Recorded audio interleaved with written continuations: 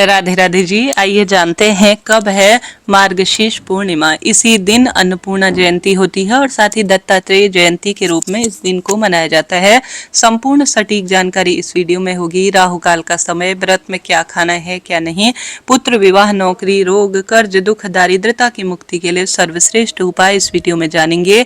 बस आप अंत तक बने रहिएगा। आप जानते होंगे यह जो पूर्णिमा है सर्वश्रेष्ठ पूर्णिमा में से एक मानी जाती है। सबसे पहले अगर आप किसी नए व्रत की शुरुआत करना चाहते हैं तो आपके पास अभी बहुत अच्छा समय है, क्योंकि शुक्ल पक्ष चल रहा है।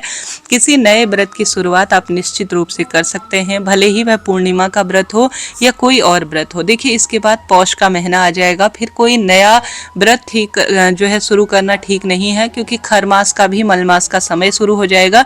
ऐसी स्थिति में अभी आप किसी नए व्रत की शुरुआत कर लीजिए। भले ही आप 32 पूर्णमासी व्रत करना चाहते हैं या किसी भी स्वरूप में पूर्णिमा व्रत हर तरह से लाभदायक माना जाता है। 32 पूर्णिमासी व्रत कैसे किया जाता है आप वीडियो में देखिए, कमेंट्स में पिन किया हुआ है। बहुत सुंदर वह व्रत होता है। सत्यनारायण व्रत करने का एक नियम होता है। पूर्णिमा व्रत जब आप करते हैं तो इस चीज का जरूर ध्यान रखें कि रात्रि के समय पूर्णमासी तिथि व्याप्त होनी चाहिए, तभी वह पूर्णमासी व्रत सफल और श्रेष्ठ माना जाता है। इस बार दुविधा की स्थिति है, ध्यान से सुनिएगा। पूर्णिमा व्रत करने से धन की कमी तो दूर होती ही है, पुत्र पौत्र का वरदान मिलता है। श्री नारायण माता लक्ष्मी का यह दिन होता है। रोग मुक्ति के लिए इस दिन के स्वामी चंद्र देवता हैं, तो उन्हीं के निमित्त यह व्रत किया जाता है और सबसे श्रेष्ठ व्रतों में से एक है। पूर्णिमा व्रत नए सिरे से शुरू कर सकते हैं या पहले से चलता आ रहा व्रत विधि विधान से आप करें। ऐसे में इस बार 2025 में पूर्णिमासी कब से शुरू है, ध्यान से सुने, तभी आपका व्रत सफलता की ओर देखा जाएगा। इस बार 2025 में 4 दिसंबर 2025 सुबह 8:37 से पूर्णिमा तिथि शुरू होगी और पूर्णिमा तिथि का समापन 5 दिसंबर 2025 सुबह 4:53 के आसपास होगा। उदया तिथि का मान रखते हुए और साथ के साथ रात्रि को पूर्णमासी व्याप्त है, इस कारण से 4 दिसंबर गुरुवार को ही हमें पूर्णिमा का व्रत रखना चाहिए। इसी दिन मां अन्नपूर्णा जयंती होगी। दत्तात्रेय जयंती भी इसी दिन हम सभी पूजा पाठ के रूप में मनाएंगे। ठीक है जी, यह तो बात हो गई। अब जो पूर्णिमा से पूर्णिमा तक अगहन गुरुवार का व्रत करते हैं तो वह इसी दिन उद्यापन करेंगे।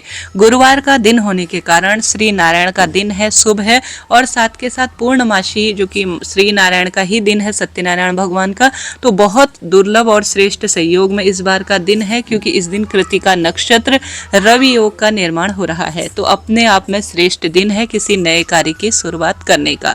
तो बहुत सुंदर तिथि है। कोई सुहाग सामग्री या कोई नई चीज खरीदना चाहते हैं तो खरीदिएगा। कोई शुभ काम करना चाहते हैं तो बहुत अच्छा समय है अभिजीत मुहूर्त का।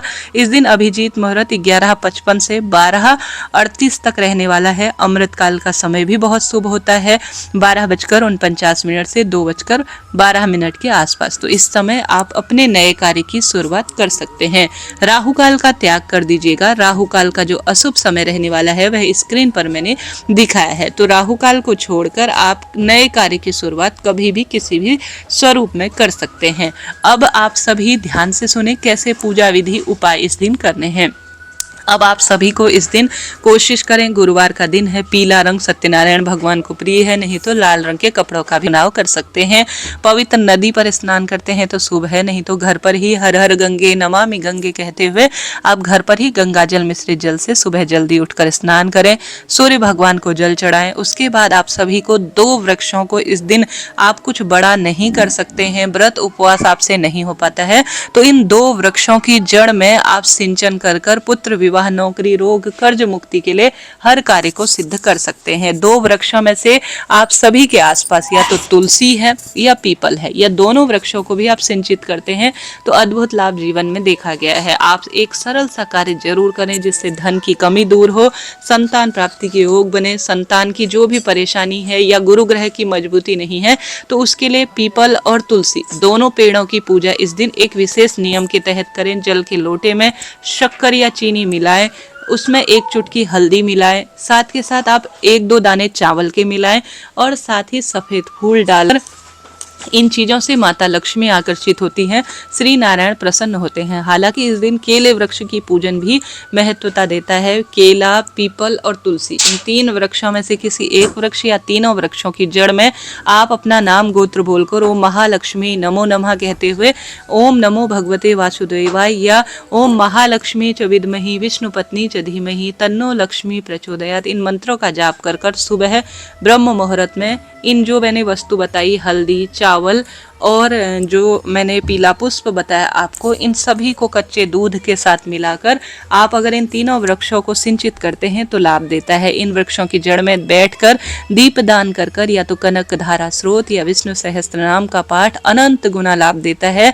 5, 7, 11, 21 परिक्रमा भी सर्वश्रेष्ठ रूप में फल देती है, तो यह कार्य जरूर कीजिएगा।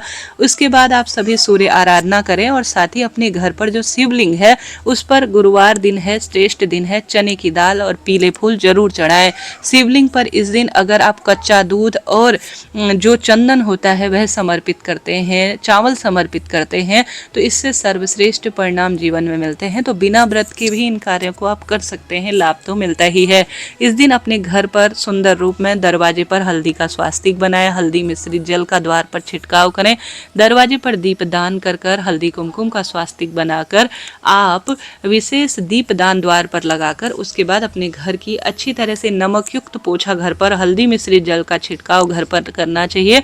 इससे वास्तु दोष मिटते हैं। आप सभी मंद मंद ध्वनि में माता लक्ष्मी के भजन या मंत्र या सत्यनारायण भगवान के मंत्र चलाकर अपने घर को सुंदर रूप में सुसज्जित करें। घर की रसोई में पूर्णिमा पर खीर जरूर बनानी चाहिए। पंजरी, केला और तुलसी दल रखकर खीर पंचामृत का भोग माता लक्ष्मी श्री नारायण को जरूर लगाना चाहिए। गौ माता को भी इस दिन खीर खिलाने से अनंत लाभ देखे गए हैं। साथ के साथ आप सभी यह कार्य जरूर करें कि आपको इस दिन अपने घर पर श्री नारायण भगवान की सत्यनारायण कथा जरूर सुननी चाहिए। साथ ही आप सभी को यह कार्य जरूर करना है कि विधि विधान से माता लक्ष्मी श्री सत्यनारायण भगवान की पूजा करनी है। उन्हें पंचामृत से स्नान कराना है, शुद्ध जल से स्नान कराना है और उन्हें हल्दी कुमकुम का तिलक लगाना है, कलावा इत्यादि समर्पित कर पुष्पों की माला समर्पित करनी है और कथा इत्यादि पूर्णिमा की श्रवण करनी है। बस यही कार्य आपको सर्वश्रेष्ठ सुख देगा। पूरे दिन भर में भगवान का नाम जाप करें। चाय, पानी, दूध, फलाहार इस व्रत में पिया जा सकता है, कोई दिक्कत नहीं। शाम को भी इसी तरह से भगवान की पूजा करें और सरल के तहत हर कार्य सिद्ध हो जाता है। शाम को चंद्र देवता जब दिखाई दे, व्रत कर पाए या नहीं भी कर पाते हैं तो भी आप सभी एक जल के लोटे में चंद्रमा को सफेद फूल, शक्कर, दूध के साथ ओम सोम सोमाय नमः या ओम चंद्र देवाय नमो नमः कहते हुए चंद्र देवता को जल जरूर चढ़ाएं। इस तरह से आपको यह पूजा करनी है पूर्णिमा की। रात को चंद्र देवता 5:45 के बाद दर्शन देने लग जाएंगे। चंद्रमा को हर किसी को जल चढ़ाना चाहिए सौभाग्य के लिए। उसके बाद आप या तो मीठा खीर खाकर या कोई पीली वस्तु खाकर अपने व्रत को खोल सकते हैं। चाहे तो अन्न खा लीजिए या आप सभी फलाहार व्रत करते हैं तो लाभ तो होता ही है। पूर्णिमा तिथि पर आपको प्याज, लहसुन, तामसिक चीजों का सेवन नहीं करना है। पूर्णिमा सबसे श्रेष्ठ दिन है। इस दिन कम से कम विधि विधान से श्रेष्ठ पूजा तो कर ही लीजिएगा। व्रत उपवास नहीं भी कर पाते हैं तो इस तरह से यह जानकारी थी। वीडियो उपयोगी रहती